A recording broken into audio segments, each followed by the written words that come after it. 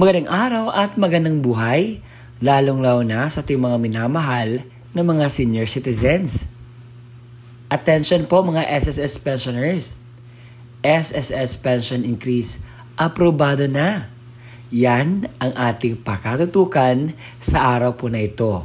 Alam kong marami ang mga gigil na makuha ang pension increase sa SSS. Kaya naman, narinig po ng SSS ang inyo pong mga hiling na mag-increase naman ang inyong tinatanggap na pension.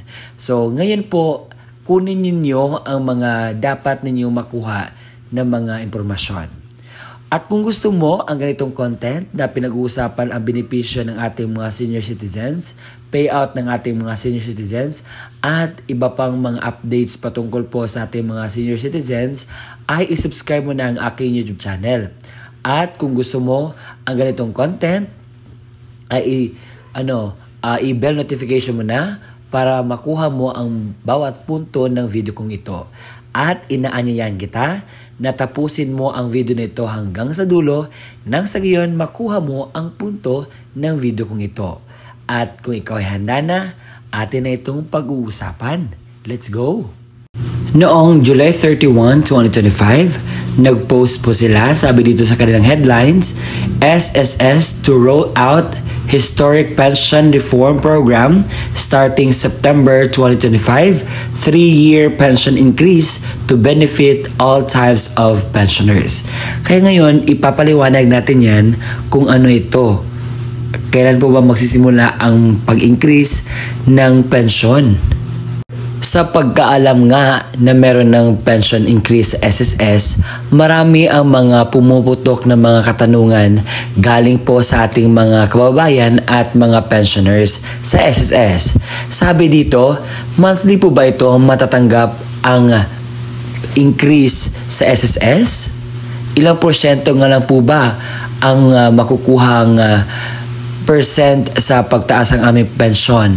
At sino-sino nga po ba ang mga qualified? At lahat po ng itong katanungan na ito ay dapat nating sasagutin. Para sa gayon po ay meron kayong idea kung ano yung dapat na balita na dapat nyo mapakinggan dito sa aking YouTube channel. Ang mga qualified po dito ay ang mga retirement pensioners, disability pensioners, survivor pensioners, byuda, may anak or dependent.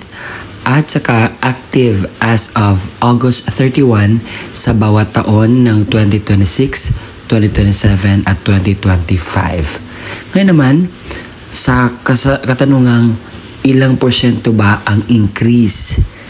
At atin niya ipapakita po sa inyo ang data na sa ngayon ay meron po tayong basihan sa ating sinasabi.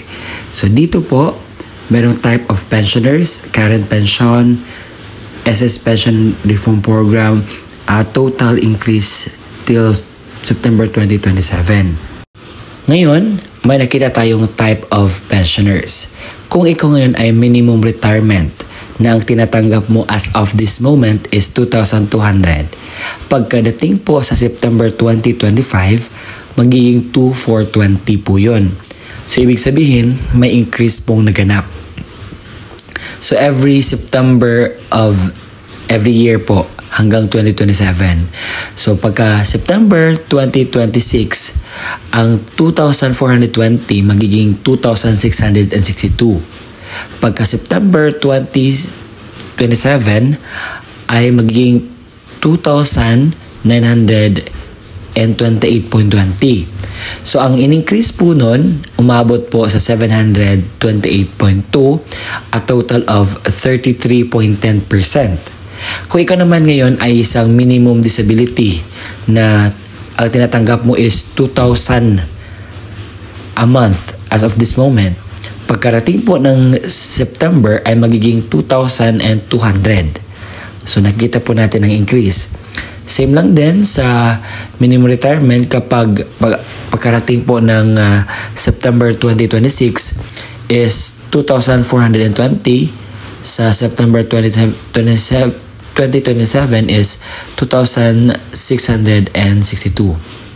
A total of 33.10 na kagaya din ng minimum retirement.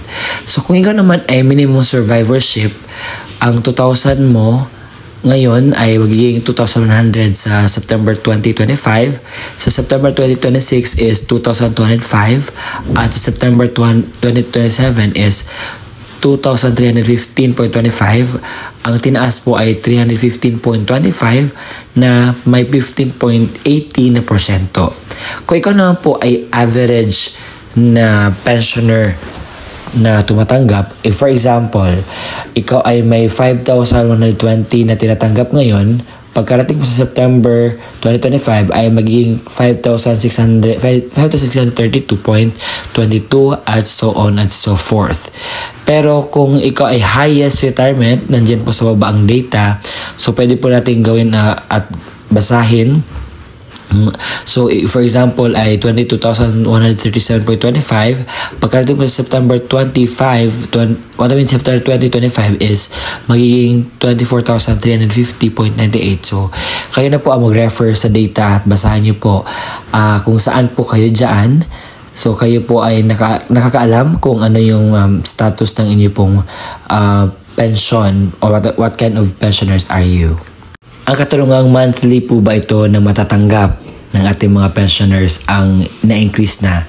Yes po. For example, ang iyong pension ngayon ay magiging 2,400 na, hindi na po siya babalik sa pagka 2,400. Yan na po yung basihan na pagkasunod na po na increase.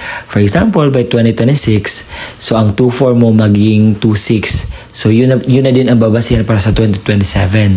Sa 2027 magiging 2 ganun, basta magtaas siya. So, monthly po, makuha nyo po ang amount na ni-increase. Hindi na po yun magdi-decrease. Yung nakuha nyo na amount sa increase, yun na po talaga yun magpatapos po ng taon. Ito yung binigay na example ni SSS. Magkano ang asahang pension increase ni Lolo June? Sample computation reference, 8,000 po ang tinatanggap na pension ni Lolo June as of this moment. So pagkarating po ng September 2025, ang 8,000 ni Lolo June ay mag-increase po ng 10%. So ang 8,000 niya ay magdagdagan ng 800, so magiging 8,800. So pagkarating naman yan sa September 2026, yung 8,800 ay madagdagan ng 10%, which is 880. So magiging 9,680. At pagkarating po sa September 2027, ang 9,680 ay madagdagan ng 10%, which is 968, at maging total of 10,648 na po ang matatanggap na pension ni Lolo June. Nasanay mas maklaro po sa inyo ang ganitong example. At yun po ang balita natin. Natutupad po ang ating hiling na magkaroon po ng pension increase sa lahat po ng mga SSS pensioners. Alam ko medyo konti lang ito, pero malaking tulong na din ito sa atin na makakuha tayo ng mga increase sa ating mga pensyon, no? At sa mga nagtatanong at nag-aantay kung ano yung balita sa second tranche, is wala pa po tayong maibigay na update dahil sa kanila nang hindi pa po ito maibigay sa atin ng SSS, sa kanila ng marami pang mga pine-priority ang SSS as of this moment. At ito yan po yung paraan nila para mabigyan tayo ng tawag dito, pension increase na ating matatanggap sa buwan-buwan po. And yun po ang dapat nating pagtuunan ng pansin, na merong increase na ginawa, merong movement ang SSS ngayon. Kung pinakita nila kung paano dapat ang pakinggan ang hiling ng kanilang mga miyembro na tumatanggap ng pensyon. At nasanay manaliwanagan po kayo at nakuha niyo po ang punto ng video kong ito, na may paiwatig at ma-explain ko po ang SSS pension na inaprubahan na po. At congratulations po sa mga makatanggap ng pension. Sa September na po ito mangyayari.